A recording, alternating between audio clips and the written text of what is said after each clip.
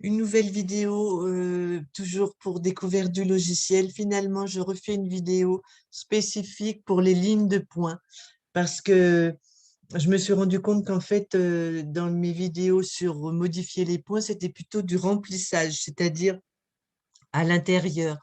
Ce que je dis pour le remplissage, on peut l'appliquer pour les lignes, mais je suis partie du principe que pour les personnes qui débutent, c'est pas évident de comprendre ça. Donc, j'ai refait une vidéo uniquement ligne de points. Pardon. Alors, je vais en profiter pour vous préciser quelque chose que j'ai oublié dans la vidéo concernant les cadres, la vidéo numéro 4, je crois. Lorsqu'on sélectionne ces points ici, ces cadres ici, il y a une icône, un petit dessin qui s'affiche ici. Si vous faites 2 fois rapide, vous voyez qu'en fait, c'est la fonction qu'on utilise pour faire le point mousse. Pour faire le point mousse. Quand on veut faire de la déco avec de la mousse et qu'on brode par-dessus. Je ferai d'ailleurs une vidéo pour expliquer ces points. Donc là, peu importe, on peut ou le désélectionner ou le laisser. Voilà, là, le point mousse est désélectionné. Donc là, on avait dit dans la vidéo sur le 4 que quand je clique ici, on obtient colonne de satin. La colonne de satin, je redis, en cliquant ici. Si vous cliquez ici, vous arrivez, si c'est le cas, sur des motifs que vous avez téléchargés vous. Mais peut-être que si vous débutez dans le logiciel, ce n'est pas le cas. Si vous cliquez, d'ailleurs j'ai fait une vidéo, je la mettrai en lien. Si vous cliquez ici, puis ici, vous avez tout en fait. Ce que du logiciel et tout à la fin, vous voyez tout cela, à partir de là, ce sont les miens, c'est les points que j'ai rajoutés. Alors je vais faire simple, je vais utiliser les points du logiciel. Je clique ici, je peux augmenter ou non la densité, mais je ne vais pas y toucher. Et je fais OK. Et vous voyez que la colonne de satin a été modifiée. Je vais changer la couleur. Je trouve qu'avec des couleurs claires, on voit davantage. Je recommence. Je clique dessus, colonne de satin. Je clique sur cette flèche. Je choisis le motif qui me convient. Cette action sur les colonnes de satin, ça peut être très, très, très sympa si, par exemple, vous faites un personnage avec un pull, les bordures du pull, les côtes, les manches, tout ça.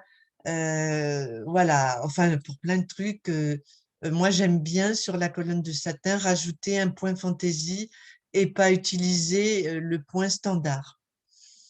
Pour la suite de la vidéo, je vais aller dans Create parce que ici, je vais vous montrer. Je sélectionne, je désélectionne celui-ci.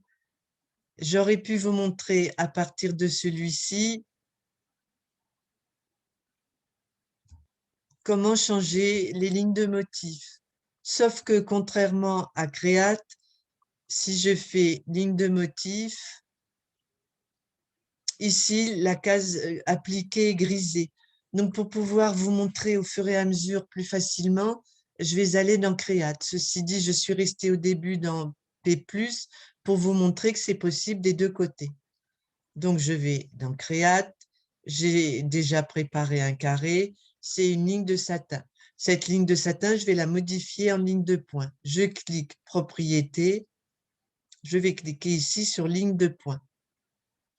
Et là, on arrive sur cette fenêtre sur laquelle j'arrive régulièrement dans mes vidéos. Et là, je vais expliquer plus en détail. Si vous cliquez ici, vous avez 4 catégories. Je pense que si vous débutez dans le logiciel, vous n'avez pas encore créé de points que vous pouvez utiliser. Mais peut-être un jour, ça viendra. Donc, je vous la montre. C'est possible ici. Universal. Vous avez plein de catégories de points. Dans chaque catégorie, si vous recliquez, vous avez des styles de points différents. Je change de catégorie, j'ouvre ma catégorie, j'ai des points. Si je vais dans Husqvarna, c'est pareil. Je clique, j'ai plein de points. On retrouve d'ailleurs certains points dans les différentes catégories. Il y en a qui sont complètement différents, d'autres qui se ressemblent. Ben, je vais essayer celui-ci, par exemple. Voilà, et là, je peux faire appliquer. Comme ça, vous allez voir. Alors, j'applique. Voilà ce que ça donne. Ce point, je peux l'inverser.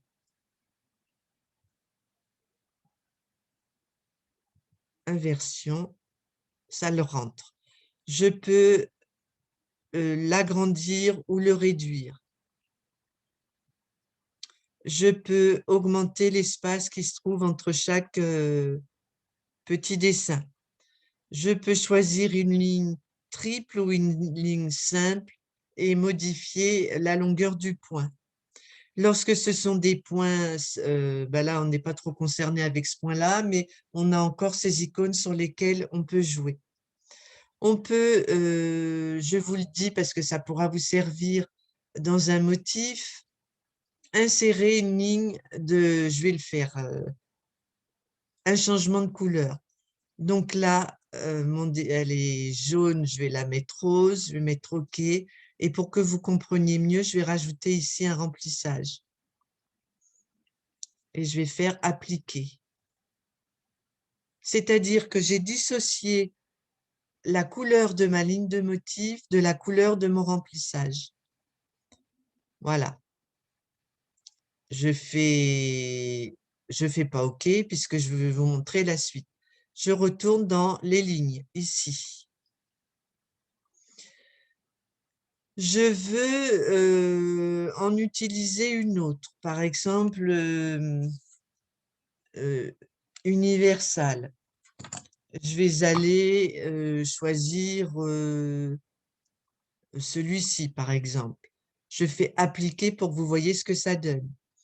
Si j'enlève l'inversion, ça va changer de sens. Là, pour ce motif, je préfère la garder. Je peux augmenter le point, je peux diminuer l'espace, je peux mettre point simple, point triple et je peux ajuster à la ligne, c'est-à-dire que les angles soient bien beaux. Voilà. Je vous en montre un autre. On va aller dans Husqvarna. On va prendre le F, par exemple. Là, vous avez plein de catégories différentes. On va prendre, je ne sais pas, celui-là. On fait appliquer pour voir ce que ça donne. Si je fais inversion, ça ne va pas changer grand-chose. Si c'est un petit peu, je peux diminuer, toujours pareil.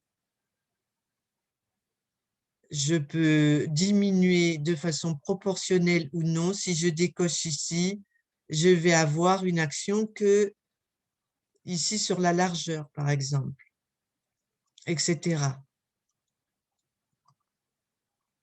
Et maintenant, je vais avoir une action que sur la hauteur. Voilà, ça se voit à peine, mais ça se voit. Je peux, finalement, j'ai envie que ma ligne de contour, ma ligne de motif soit de la même couleur. Donc là, je vais retourner dans la palette, je vais sélectionner jaune et je vais faire OK. Voilà. Ça apparaît ici, mais ce n'est pas compté comme une couleur. Vous voyez, il y a deux petites flèches. Et ici, alors, je vais changer la couleur ici. Changer la couleur ici pour que vous voyez mieux. Voilà. Du coup, vous voyez ici, le bord est jaune. Ça indique la ligne. Ça indique le remplissage. Je vous montre éventuellement un autre exemple. Donc, je reclique, je fais propriété, je vais sur ligne. Ligne de motif est sélectionnée. Je vais aller en chercher un autre dans Husqvarna. Je prends A. Je vais prendre le 9.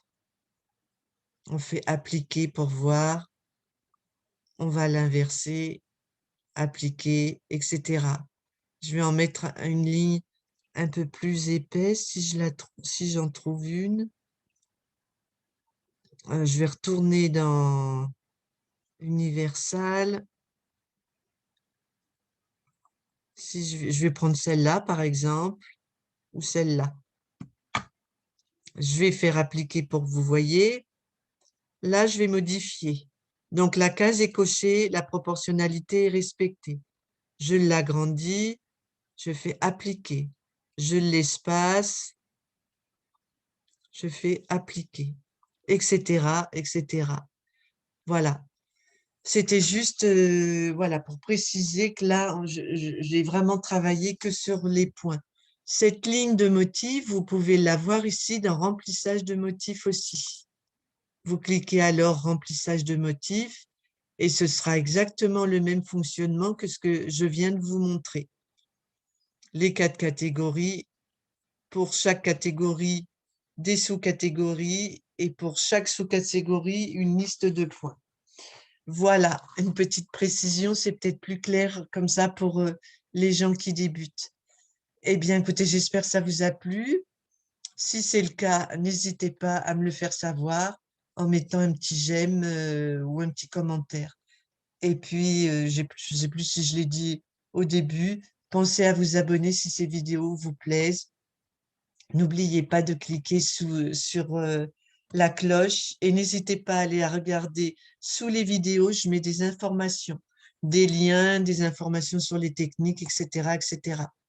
Voilà, eh bien écoutez, peut-être à une autre fois. Merci de m'avoir suivi. Au revoir.